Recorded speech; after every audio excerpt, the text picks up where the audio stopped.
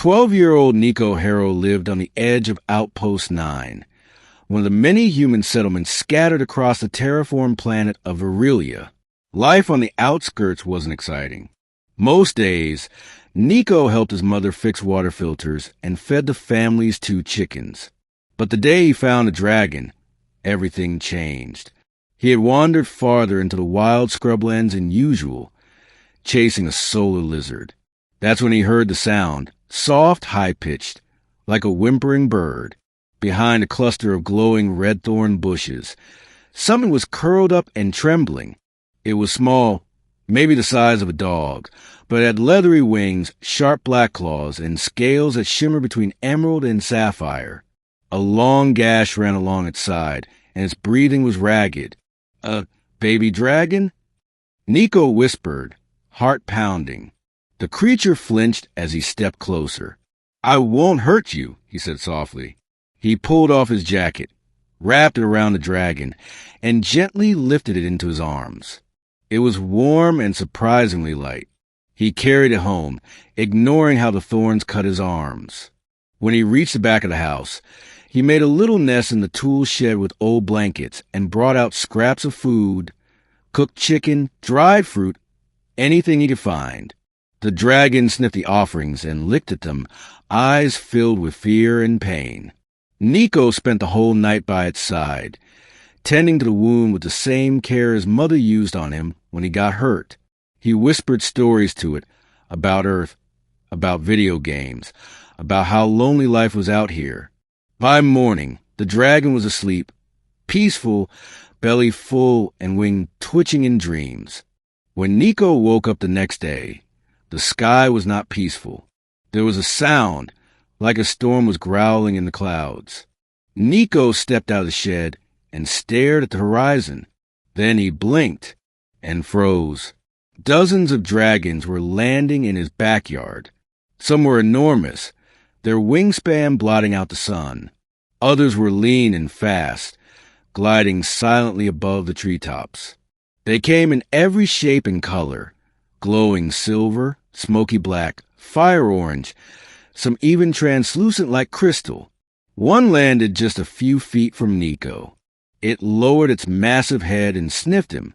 Niko held still, heart in his throat. From behind him, the baby dragon emerged from the shed.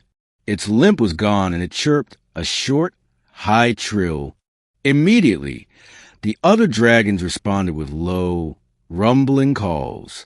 One of the largest dragons, a golden one with horns like twisted obsidian, stepped forward. It looked straight into Niko's eyes. And then it bowed its head. Niko gasped, "Hi." Another dragon stepped forward, sleek and blue, with a row of fins along its back.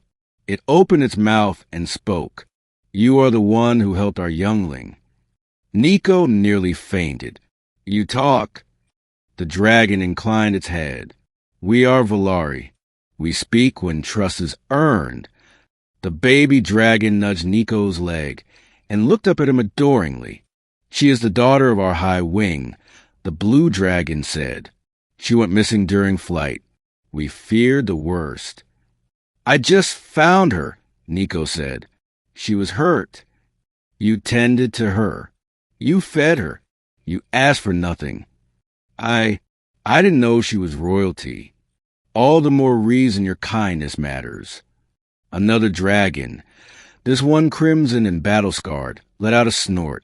"He is only a child." "And yet," the golden one said, "he showed more honor than most grown warriors." Niko's mother ran outside just then, screamed, and nearly fainted at the sight of the dragons. "It's okay," Niko called quickly. They're not here to eat us." One of the smaller dragons fluttered over to her and offered a glowing flower in its claws. That helped. A little. By midday, the dragons had transformed the backyard into a gathering ground. They spoke with one another in clicks and trills, occasionally switching to human speech to talk to Niko. They brought gifts, crystals that pulse with energy, scales that shimmer with healing light, and glowing pearls that purified water. The blue dragon, Serikai, explained that the Valari had been watching humanity for decades. We stayed hidden, waiting to see how your kind would treat our world. Most we saw were unkind. But you, the Golden One, Orith, said, showed compassion, even when you thought no one was watching. Does that mean we're friends now? Niko asked. The dragons all turned toward him. Serikai stepped forward. You are now known to the Valari as Heartspark, the boy who fed the daughter fire. And wherever you go, Orith added, a dragon will answer your call. Niko blinked.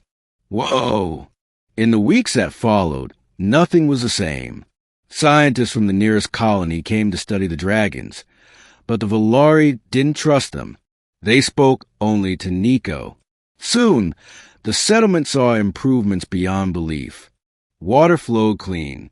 Crops flourished. The dragons taught them how to neutralize Virelia's harsh storms and grow medicine-bearing trees. But they did it all because of one boy. The boy who would offer blanket and food to a bleeding hatchling, expecting nothing in return. The baby dragon stayed by Niko's side, growing stronger every day. She eventually told him her name, Ira. She was still learning words, but her bond with Niko ran deeper than language. And sometimes, late at night, when Niko sat on the stars, Ira curled beside him and whispered, I chose you. Niko smiled and rested his hand on her warm scales. I'm glad you did.